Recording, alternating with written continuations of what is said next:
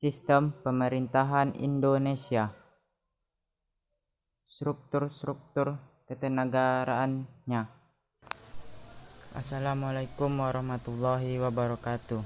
Perkenalkan, nama saya Muhammad Fitradika Ramadan, NIM 120 70 11 76 88, 2J Manajemen. 1. MPR. MPR adalah lembaga negara, Majelis Pemusyawaratan Rakyat atau MPR. Sekarang ini bukan lagi merupakan lembaga tertinggi negara. Ia adalah lembaga negara yang sederajat dengan lembaga negara lainnya. Dengan tidak adanya lembaga tertinggi negara, maka tidak ada lagi sebutan lembaga tinggi negara dan lembaga tertinggi negara. Semua lembaga yang disebutkan dalam Undang-Undang 1945 adalah lembaga negara. A. Tugas dan wewenang MPR. Majelis Pemusyawaratan Rakyat terdiri atas anggota Dewan Perwakilan Rakyat dan anggota Dewan Perwakilan Daerah yang dipilih melalui pemilihan umum dan diatur lebih lanjut dengan undang-undang. MPR mempunyai tugas dan wewenang yaitu 1. Mengubah dan menetapkan Undang-Undang Dasar. 2. Melantik Presiden dan Wakil Presiden berdasarkan hasil pemilihan umum dalam sidang paripurna MPR. 3. Melantik wakil presiden menjadi presiden apabila presiden mangkat, berhenti, diberhentikan, atau tidak dapat melaksanakan kewajibannya dalam masa jabatannya. Yang keempat, memilih wakil presiden dari 2 calon yang diajukan presiden apabila terjadi kekosongan jabatan wakil presiden dalam masa jabatannya selambat-lambatnya dalam waktu 60 hari. 2. Presiden. A. Kedudukan Presiden berdasarkan Undang-Undang Dasar NRI 1945. Dalam sistem pemerintahan presidensial tidak hanya meletakkan Presiden sebagai pusat kekuasaan eksekutif, tetapi juga kekuasaan negara.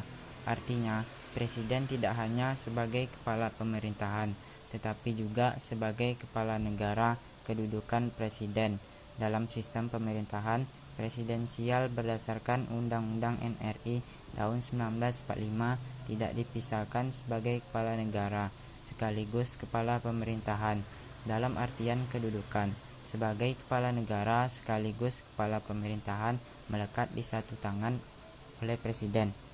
B. Fungsi presiden. 1. Dalam fungsi dan perannya sebagai simbol negara dijelaskan.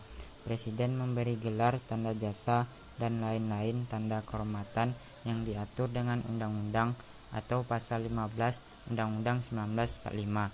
Selain itu, presiden juga yang memiliki fungsi melantik lembaga tinggi negara seperti Badan Pemeriksa Keuangan sebagaimana dinyatakan. Anggota Badan Pemeriksa Keuangan dipilih oleh Dewan Perwakilan Rakyat dengan memperhatikan pertimbangan Dewan Perwakilan Daerah dan diresmikan oleh Presiden pasal 23F ayat 1 Undang-Undang 1945. 2. Begitu juga dengan menetapkan Hakim Agung atau pasal 24A ayat 3 Undang-Undang 1945 serta mengangkat dan memberhentikan anggota Komisi Yudisial dengan persetujuan DPR atau pasal 24B ayat 3 Undang-Undang 1945. 3. Dalam fungsi dan perannya sebagai jenderal tertinggi militer dijelaskan, Presiden pemegang kekuasaan yang tertinggi atas Angkatan Darat, Angkatan Laut, dan Angkatan Udara. Pasal 10 Undang-Undang 1945. Sedangkan terkait fungsi dan perannya sebagai diplomat tertinggi atau hubungan diplomasinya dengan negara lain dijelaskan bahwa Presiden dengan persetujuan Dewan Perwakilan Rakyat menyatakan perang, membuat perdamaian dan perjanjian dengan negara lain. Pasal 11 ayat 1 Undang-Undang 1945. 3. DPR. Fungsi dan wewenang DPR. Terkait dengan fungsi legislasi, DPR memiliki tugas dan wewenang. 1. Menyusun program legislasi nasional atau prolegnas. 2. Menyusun dan membahas rancangan undang-undang atau RUU. 3. Menerima RUU yang diajukan oleh DPD atau terkait otonomi daerah, hubungan pusat dan daerah, pembentukan, pemekaran, dan penggabungan daerah, pembentukan dan pengelolaan SDA dan SDA lainnya. 4. Membahas RUU yang diusulkan oleh Presiden ataupun DPD. Terkait dengan fungsi anggaran, DPR memiliki tugas dan wewenang. 1. Memberikan persetujuan atas RUU tentang APBN atau yang diajukan Presiden. 2. Memperhatikan pertimbangan DPD atas RUU tentang APBN dan RUU terkait pajak, pendidikan, dan agama. 3. Menindaklanjuti hasil pemeriksaan atas pengelolaan dan tanggung jawab keuangan negara yang disampaikan oleh BPK. 4. Memberikan persetujuan terhadap pemindahtanganan aset negara maupun terhadap janjian yang berdampak luas bagi kehidupan rakyat yang terkait dengan beban keuangan negara. 4. DPD. Tugas dan wewenang DPD RI. Berdasarkan Undang-Undang Nomor 27 Tahun 2009 tentang Majelis Permusyawaratan Rakyat, Dewan Perwakilan Rakyat, Dewan Perwakilan Daerah, dan Dewan Perwakilan Rakyat Daerah. Pasal 22 ayat 4, tugas dan wewenang DPD RI mencakup 1. Dapat mengajukan kepada DPR RI RUU yang berkaitan dengan otonomi daerah, hubungan pusat dan daerah, pembentukan dan pemekaran serta penggabungan daerah, pengelolaan sumber daya alam dan sumber daya ekonomi lainnya, serta yang berkaitan dengan perimbangan keuangan pusat dan daerah. 2. Ikut membahas bersama DPR RI dan Presiden RUU yang berkaitan dengan hal sebagaimana dimaksud dalam butir 1.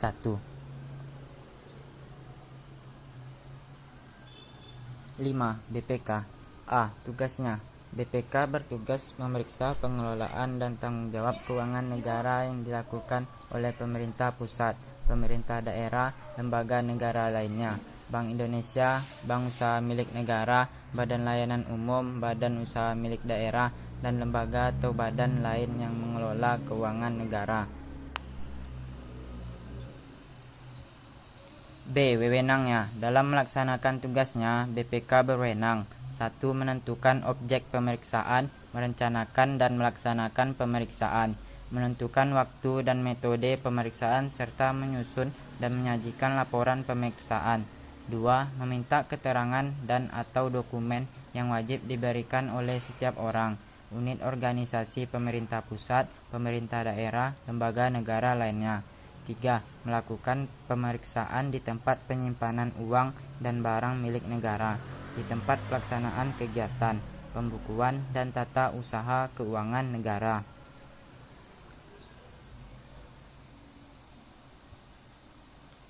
6. MA. A. Wewenangnya. Mahkamah Agung memiliki wewenang 1. Berwenang mengadili pada tingkat kasasi. 2. Mengajukan 3 orang anggota hakim konstitusi. 3. Menguji peraturan perundang-undangan di bawah undang-undang dan mempunyai wewenang lainnya yang diberikan oleh undang-undang. 4. Memberikan pertimbangan dalam hal Presiden memberi gerasi dan rehabilitasi. 7. MK. Mahkamah Konstitusi Republik Indonesia adalah lembaga tinggi negara yang baru, yang sederajat dan sama tinggi kedudukannya dengan Mahkamah Agung atau MA. Menurut ketentuan Undang-Undang Dasar Negara Republik Indonesia tahun 1945, pasca perubahan keempat tahun 2002, dalam struktur kelembagaan Republik Indonesia terdapat setidaknya 9 buah organ negara yang secara langsung menerima kewenangan langsung dari Undang-Undang Dasar. A. Wewenang dan fungsinya. 1. Menguji terhadap Undang-Undang Dasar Negara Republik Indonesia tahun 1945. 2. Memutus sengketa kewenangan lembaga negara yang kewenangannya diberikan oleh Undang-Undang Dasar Negara Republik Indonesia tahun 1945. 3. Memutus pembubaran partai politik. Dan keempat, memutus perselisihan tentang hasil pemilihan umum. Yang ke-8, KY atau Komisi Yudisial adalah lembaga negara yang dibentuk berdasarkan Undang-Undang Dasar Negara Republik Indonesia tahun 1945 yang berwenang mengusulkan pengangkatan Hakim Agung dan mempunyai wewenang lain dalam rangka menjaga dan menegakkan kehormatan, keluhuran martabat, serta perilaku hakim. Komisi Yudisial merupakan lembaga negara yang bersifat mandiri dan dalam pelaksanaan wewenangnya bebas dari campur tangan atau pengaruh kekuasaan lainnya. Komisi Yudisial bertanggung jawab kepada publik melalui DPR dengan cara menerbitkan laporan tahunan dan membuka akses informasi secara lengkap dan akurat.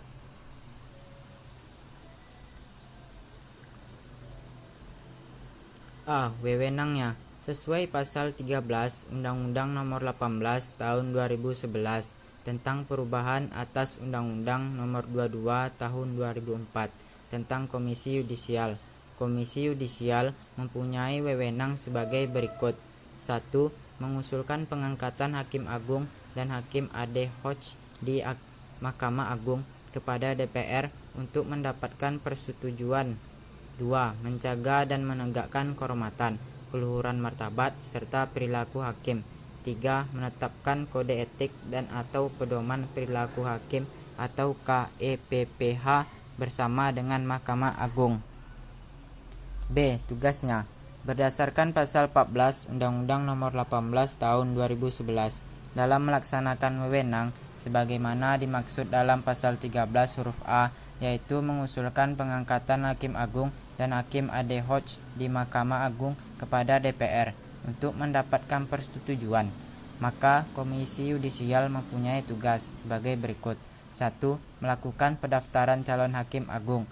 2. Melakukan seleksi terhadap calon Hakim Agung. 3. Menetapkan calon Hakim Agung. Dan keempat, mengajukan calon Hakim Agung ke DPR. Sekian yang saya dapat sampaikan, lebih dan kurang mohon dimaafkan. Wabillahi taufik wal hidayah. Wassalamualaikum warahmatullahi wabarakatuh.